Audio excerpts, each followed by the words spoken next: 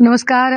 शिवसेना उद्धव बाळासाहेब ठाकरे पक्षाच्या वतीने काही भूमिका मांडण्याच्यासाठी आणि काही प्रश्न विचारण्याच्यासाठी म्हणून आपल्या सगळ्यांशी संवाद साधत आहे. परवा दिवशी जनता न्यायालय पार पडले. या जनता न्यायालयामध्ये भाजपाने सत्ता पालटासाठी आणि शिवसेनेचा समूळ उच्चाटन करण्यासाठी आणि महाराष्ट्राचा एकूण खेळखंडोबा करण्यासाठी ज्या पद्धतीने शिवसेनेच्या काही लोकांना हाताशी धरून एककट कारस्थान केले, राजकीय षडयंत्र करत त्यात ईडी सीबीआय इलेक्शन कमिशनचा वापर केला, इलेक्शन कमिशनला हाताशी धरून ज्या पद्धतीने राहुल नार्वेकरांनी एक अत्यंत खोटारडा निकाल म्हणण्यापेक्षा भाजपची स्क्रिप्ट वाचून दाखवली, या सगळ्या गोष्टी पुराव्या सकट आम्ही परवा दिवशीच्या महापत्रकार परिषदेमध्ये महाराष्ट्राच्या जनतेसमोर मांडल्या. यामुळे भाजपाचा पोटशूळ उठणे किंबहुना जळफळाट होणे फार स्वाभाविक होते. भाजपाचा जो एकूण जळफळाट झाला आणि नार्वेकरांनी त्यानंतर जे एकूण सारवासारवी करण्याचा प्रयत्न केला, हे सगळं पाहता महाराष्ट्रातलं वातावरण भाजपाच्या सूडबुद्धीमुळे, भाजपाची कपटनीती उघडी झाल्यामुळे आणि शिंदे गटाने सत्तेतून पैसा आणि पैशातून सत्ता हे षडयंत्र काय प्रकारे रचलं होतं, ते षडयंत्र परवा दिवशी उघड झाल्यानंतर भाजपाला अतोनात भीती वाटायला लागली. आणि आपण एवढी कटकारस्थानाची जी खिचडी शिजवलेली आहे, ती खिचडी आता बिघडते की काय असं वाटून एक नवी खिचडी समोर आणण्याचा प्रयत्न केला. निव्वळ आणि निव्वळ जनता न्यायालयाच्या त्या एकूण परिणामकारकतेचं जे वातावरण महाराष्ट्रात तयार झालं, त्याकडून लक्ष हटवण्यासाठी, लोकांची दिशाभूल करण्यासाठी त्यांनी रात्री सूरज चव्हाण यांच्यावर अटकेची कारवाई केली. आज सकाळी राजन साळवी साहेब यांच्या घरी एक धाड टाकायचा पुन्हा एक केविलवाना प्रयत्न केला. परंतु माध्यमांच्या समोर काही गोष्टी मांडल्या पाहिजेत की भाजपा दरवेळेला सूडबुद्धीचं राजकारण कसं करते आणि टायमिंग कसं साधते. महापालिकेमध्ये चाललेल्या गैरव्यवहाराच्या संदर्भाने आमचे नेते सन्माननीय आदित्यजी यांनी महापालिकेवर मोर्चा काढला, अनेक गोष्टी मांडल्या आणि ते वातावरण महाराष्ट्रात पोचतंय असं वाटायला लागलं की दुसऱ्या दिवशी एक मोठी घटना घडली, ते म्हणजे अजितदादा बाहेर पडले, बातम्या झाकोळल्या गेल्या. मी अजून एक उदाहरण सांगितलं पाहिजे. खेडमध्ये प्रचंड विराट सभा सन्मान्य पक्षप्रमुखांची पार पडली. या विराट सभेमध्ये कोकणमध्ये पुन्हा एकदा संपूर्ण कोकणवासी हे शिवसेना उद्धव बाळासाहेब ठाकरे यांच्या पाठीशी भक्कमपणे उभे आहेत, हे चित्र जसेही समोर आले, दुसऱ्याच दिवशी या सभेच्या आयोजनात असणाऱ्या सदानंद कदमांवरती ईडीची धाड पडली आणि लगेचच अटकेची कारवाई केली. मी तिसरं उदाहरण सांगितलं पाहिजे. ललित पाटील प्रकरण सुरू होतं. ललित पाटील प्रकरणामध्ये म्हणजे अजूनही ते प्रकरण सुरू आहे आणि भाजपा ते प्रकरण दाबून टाकण्याचा प्रयत्न करते, कारण भाजपाला शिंदे गटाच्या मंत्र्यांना आणि आमदारांना वाचवायचे. पण या सगळ्यांच्या संबंधाने ज्या नाशिकमध्ये एमडी ड्रगचे साठे सापडले, त्याच नाशिकमध्ये पक्षाच्या वतीने सन्मान्य संजय राऊत साहेबांनी एक भला मोठा मोर्चा काढला. हा मोर्चा पार पडला आणि दुसऱ्याच दिवशी अद्वै हिरे यांच्यावर कारवाई झाली. कोइन्सिडंट कसे आहेत बघा. जेव्हा जेव्हा आमच्याकडून एक मोठी मूव केली जाते, तेव्हा तेव्हा भाजपा ते वातावरण बदलवण्यासाठी कसे सूडबुद्धीचं राजकारण करते. आता परवा दिवशी जनता न्यायालयाचं घटना पार पडली आणि लगेचच रात्री सूरज चव्हाण यांच्यावर कारवाई केली. पण नेमकी काय आहे ही कारवाई? खरंच खिचडी घोटाळा झालाय का? कोविडच्या काळामध्ये काय घडलं नेमकं? कशामुळे ह्या सगळ्या गोष्टी होत आहेत? आणि जर कोविडच्या काळात असं काही घडलं असेल, तर त्याला जबाबदार कोण कोण आहेत? पहिली बाब तर महाराष्ट्राच्या जनतेला आणि भारताला सगळ्यांना माहिती आहे की कोविडला महामारी म्हणून घोषित केलं गेलं. एपिडेमिक ऍक्ट लागू केला गेला. एपिडेमिक ऍक्ट मध्ये एखादी जर निर्णय प्रक्रिया राबवायची असेल, तातडीचे निर्णय घ्यायचे असतील, तर फार चर्चा, विचार, विमर्श या सगळ्या प्रक्रिया करत बसायला वेळ मिळत नाही. त्यावेळेला फक्त आणि फक्त माणसं वाचवणं ही प्रमुख प्रायोरिटी असते. जी प्रमुख प्रायोरिटी सन्मान्य पक्षप्रमुख उद्धव साहेबांनी बखुबी पार पाडली. कारण ज्या काळामध्ये गुजरातला रस्त्यावर प्रेतं जाळली जात होती, ज्या काळामध्ये उत्तर प्रदेशमध्ये, कारण इथे सगळी भाजप शासित राज्य आहेत, भाजप शासित उत्तर प्रदेशमध्ये योगी आदित्य मुख्यमंत्री असताना कोविडची प्रेतं नदीवर तरंगत अक्षरशः वर आलेली होती, अशा सगळ्या काळामध्ये महाराष्ट्रात मात्र अशी प्रेतांची अवहेलना एकदाही झाली नाही. हे अजून उल्लेखनीय आहे की कोविडचा काळ नसताना सुद्धा, म्हणजे महाराष्ट्रात कोविडचा काळ चालू असतानाही जेवढे मृत्यू एका रात्रीत झाले नाही, तेवढे मृत्यू आत्ता शिंदे साहेबांच्या राजवटीमध्ये, राजवट म्हणता येईल त्याला, त्या राजवटीमध्ये तानाजी सावंत आरोग्य मंत्री असताना, मुश्रीफ वैद्यकीय मंत्री असताना, कळवा असेल, नांदेड असेल, संभाजीनगरचा घाटी असेल, या रुग्णालयातून एका रात्रीत मृत्यू झाले. असो, त्यातही जायचं नाही मला. परंतु जर तुम्हाला वाटतंय की कोविडमध्ये काही घोटाळे झालेत, तर मग संजय माशेलकरांचं काय कराल? कारण टेंडर प्रक्रिया, ज्यांना ज्यांना टेंडर मिळाले त्याच्यात संजय माशेलकर हे नाव कुठे आहे जरा तपासून बघावं. म्हणजे व्हिडिओ स्पेशालिस्ट किरीट सोमय्या, जे गेलेली आबरू भरून काढण्याचा प्रयत्न करत आहेत, बूंद से गई सो हौद से नहीं आती है, हे व्हिडिओ स्पेशालिस्टच्या लक्षात येत नाहीये. ते कुणीतरी एक मदारी त्यांना नाचवतो आणि ते नाचत राहतात. त्या मदाऱ्याची दोर ही मग देवेंद्रजींच्या हातात आहे का, की ते मग महाराष्ट्रातल्या अनेक माकडांना नाचवायला लागतात? संजय माशेलकरचं काय? दुसरं, कोविडच्या काळामध्ये महापालिका स्टँडिंग कमिटी, या स्टँडिंग कमिटीचे चेअरपर्सन यशवंत जाधव होते. आता यशवंत जाधव कुठे आहेत? यशवंत जाधव तुमच्या सोबत आहेत का? यशवंत जाधवांची चौकशी करत नाही तुम्ही? विचारा त्यांना, त्यांच्या सह्या कुठे कुठे आहेत, त्यांना विचारलं गेलं की नाही? विचारावं की फक्त ते गद्दार गँग मध्ये गेलेत म्हणून भाजपाने पवित्र करून घेतलंय. बीएमसीचे त्या काळातले कमिशनर चहल अजूनही आहेत तिथे. चहलजींना विचारा कोविडच्या काळात काय झालं आणि काय नाही झालं ते, की चहलला बोलायचंच नाहीये कुणी. टेंडर कुणाकुणाला दिले? फार व्हिडिओ स्पेशालिस्ट फार त्वेषाने बोलतायत, कारण मदाऱ्याने नाचवायला सुरुवात केलेली आहे. मग व्हिडिओ स्पेशालिस्टने सांगावं की टेंडर ज्यांना ज्यांना गेले त्यातलं अजून एक नाव येतं, अमेय घोले. अमेय घोले आता कुठे आहेत? तुमच्याच सोबत आहेत ना. मग अमेय घोलेचं काय करताय? टेंडर प्रक्रिया आणि हा सगळा भाग कुणाकडे जातो? तर तो यूडी मिनिस्टरकडे जातो, नगर प्रशासन मंत्रालय. यूडी मिनिस्टर कोण होते त्या काळामध्ये? तर आताचे विद्यमान मुख्यमंत्री एकनाथ शिंदे साहेब होते. शिंदे साहेबांची पण खूप जबाबदारी येते. बरं, जरा आपण बॉडी बॅग कडे येऊया.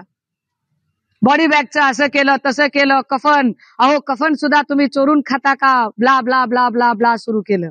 बरोबर बीएमसीचा मोर्चा ज्या दिवशी निघणार त्या दिवशी बॅनरबाजी वगैरे सगळी, कारण मदारी सांगतो ना सगळ्या गोष्टी करायला. बॉडी बॅग आणि या सगळ्या संबंधाने अजून एक प्रशासकीय अधिकाऱ्याचं नाव येतं, प्रवीण परदेशी. कुठे आहेत प्रवीण परदेशी? आता प्रवीण परदेशी कुणाचे निकटवर्तीय आहेत? देवेंद्र फडणवीसांच्या निकटवर्तीय अधिकाऱ्यांच्या यादीमध्ये प्रवीण परदेशी येतात का? प्रवीण परदेशींना या संबंधाने सगळी विचारणा झालीये का? एकदा कळलं पाहिजे. जेव्हा कोविडच्या काळात याचा घोटाळा झाला त्याचा घोटाळा झाला असं व्हिडिओ स्पेशालिस्ट म्हणतात, आणि व्हिडिओ स्पेशालिस्ट म्हणजे आता त्यांच्याबद्दल बोलूच नाही की किती सूडबुद्धीने कारवाई असते, कारण प्रसार माध्यमांचं स्वातंत्र्य सुद्धा हिरावून घेणारे व्हिडिओ स्पेशालिस्ट, स्वतःची बेआबरू होते म्हटल्यावर लोकशाही सारख्या चॅनलवरती कारवाई करणारे व्हिडिओ स्पेशालिस्ट, त्यांच्याकडून काय आपण सत्य आणि तार्किकतेची अपेक्षा करावी. पण तरीही जर फार तुम्हाला भ्रष्टाचार मुक्त भारत करायचा आहे, भ्रष्टाचार मुक्त महाराष्ट्र करायचा आहे, काँग्रेस मुक्त महाराष्ट्र आणि भारत करायचा आहे, तर आधी देवेंद्र फडणवीस साहेब किंवा व्हिडिओ स्पेशालिस्ट सोमय्या यांनी लक्षात ठेवावं, आधी तुमची भाषणं ठाकरे मुक्त करून दाखवा. कारण तुमच्या भाषणाची सुरुवात आणि शेवट ठाकरे या नावाशिवाय होऊ शकत नाही. अजूनही सगळ्यात जास्त धाडी, सगळ्यात जास्त पोलीस कारवाया, कार्यकर्त्यांवरच्या खोट्या केसेस या फक्त शिवसेनेतल्या लोकांच्यावरच होतात. याचा अर्थ असा आहे की देवेंद्रजी, तुम्ही कितीही तोडफोड केली तरी तुमच्या समोर महाराष्ट्रातलं सगळ्यात मोठं आव्हान आहे ते शिवसेना उद्धव बाळासाहेब ठाकरे. आणि हो, याच कॅमेऱ्यांच्या समोर अजून एक गोष्ट सांगितली पाहिजे.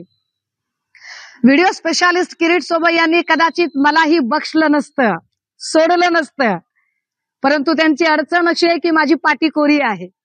त्यामुळे तुम्ही मला ईडी सीबीआयचे ससेमिरा लावू शकत नाही. पण म्हणून तुम्ही काही डॅमेज करणं सोडत नाही.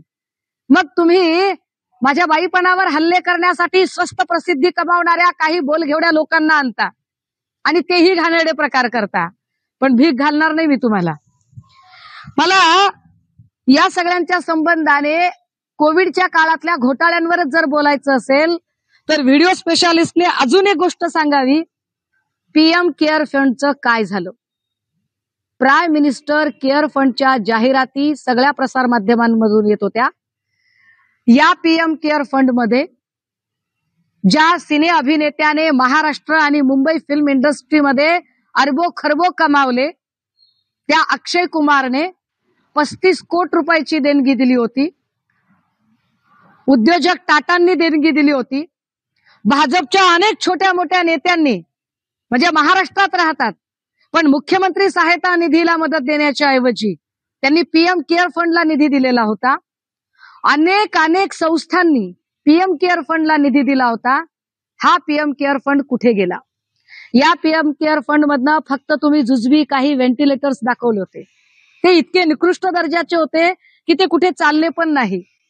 पण त्या पीएम केअर फंडचा नेमका विनियोग काय झाला याची माहिती प्रशांत भूषण यांनी याचिका दाखल करत मागितली होती. प्रशांत भूषण यांनी जी याचिका दाखल करून पीएम केअर फंड काय आहे, किती जमले, किती खर्च झाले याची ज्या वेळेला मागणी केली त्यावेळेला जे उत्तर आलं ते धक्कादायक होतं.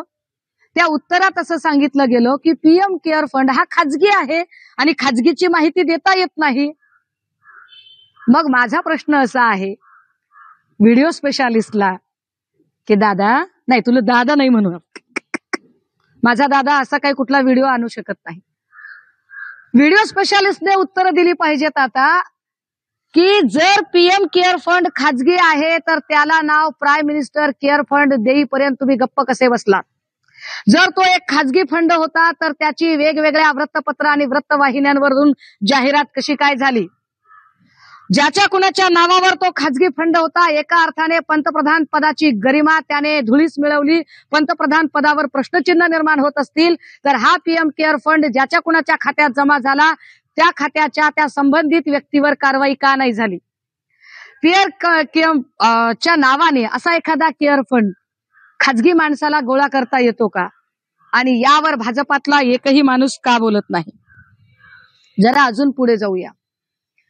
म्हणजे फक्त आणि फक्त तुम्हाला उद्धव ठाकरे दिसतात, बाकीची लोक दिसत नाहीत.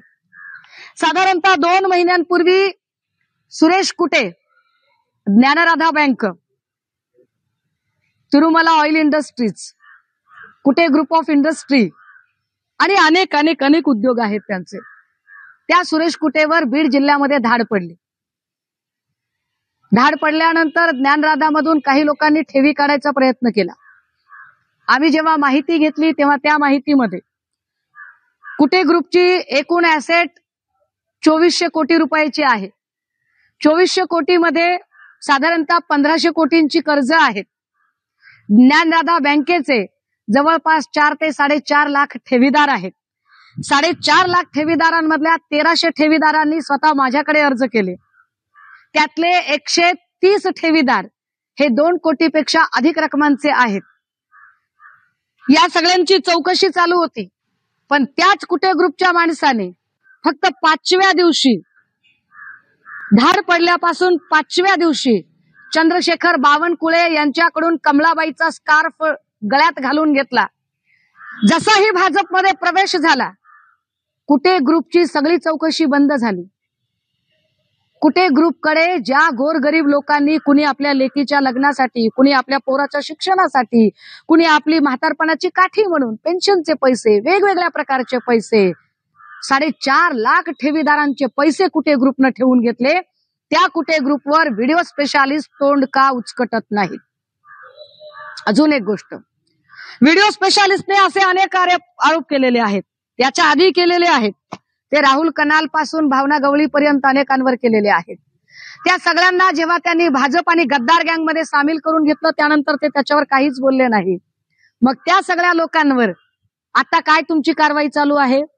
याच्यातल्या किती लोकांवरती ईडीने एफआयआर दाखल केली आहे? एफआयआर दाखल झालेल्या किती जणांची केस डिस्क्लोज झालेली आहे? किती जणांना केस डिस्क्लोज करून क्लीन चिट मिळालेली आहे?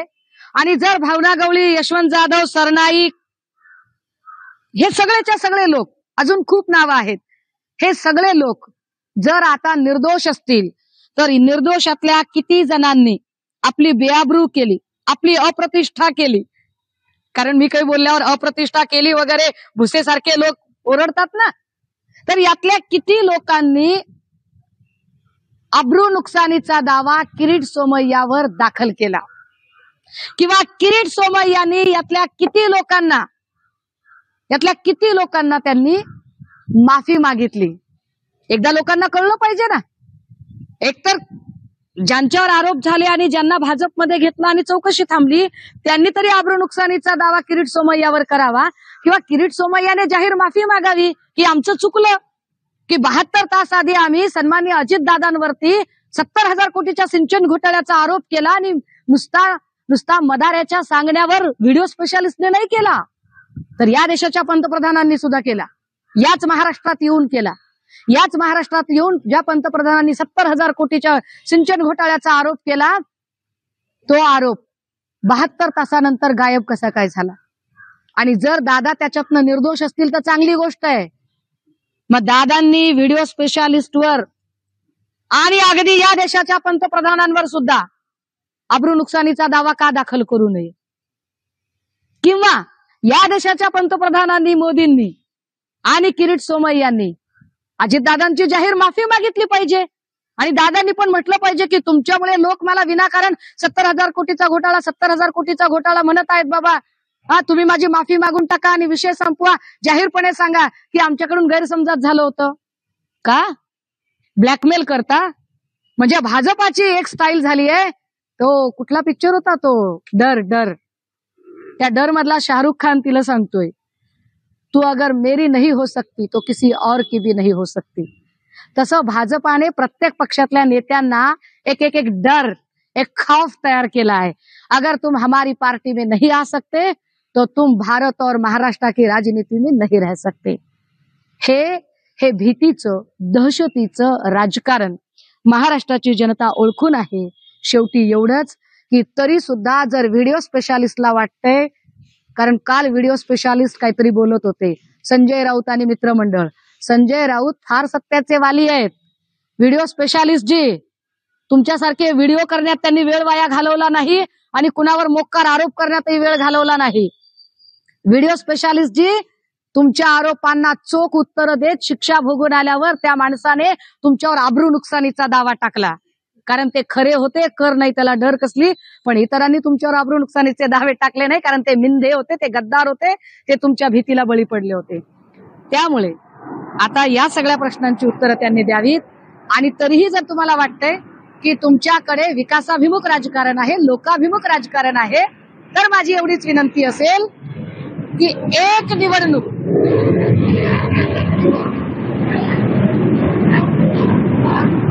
महाराष्ट्रातली आणि भारतातली, जर भाजपला असं वाटतंय की आपण खूप चांगलं काम करतोय, आपण खूप विकासाभिमुख राजकारण करतोय, आपण खूप लोकाभिमुख राजकारण करतोय आणि तुमच्या कर्तृत्वावर तुमचा विश्वास आहे, तर एक निवडणूक तुम्ही ईव्हीएम शिवाय बॅलेट पेपरवर घेऊन दाखवा. लोक तुम्हाला लायकी दाखवतील. थँक्यू.